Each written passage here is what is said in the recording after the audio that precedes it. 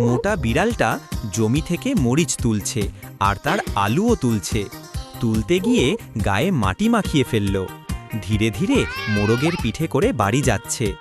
যাওয়ার সময় মোরগটা মোটা বিড়ালকে মাটিতে ফেলে দিল। বিড়ালটা অনেক কষ্টে উঠল, তারপর গোসল করছে। বিড়ালের বউ ধীরে ধীরে মোটা বিড়ালের গা মুছিয়ে দিল। মোটা বিড়ালটা রান্নাঘরে বসে মদ খাচ্ছে। মোরগকে একটু একটু করে মদ খাওয়াচ্ছে।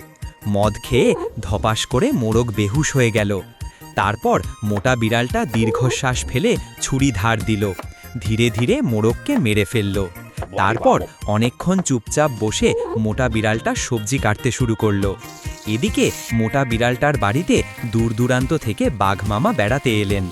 মোটা বিড়ালটা হাসি মুখে বাঘমামার জন্য মুরগি রান্না করছে। রান্না হওয়ার পর সবাই মিলে ধীরে ধীরে মুরগির গোশত খেয়ে অনেক মজা করল।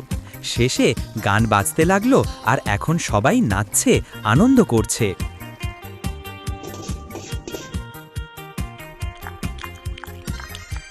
La la la!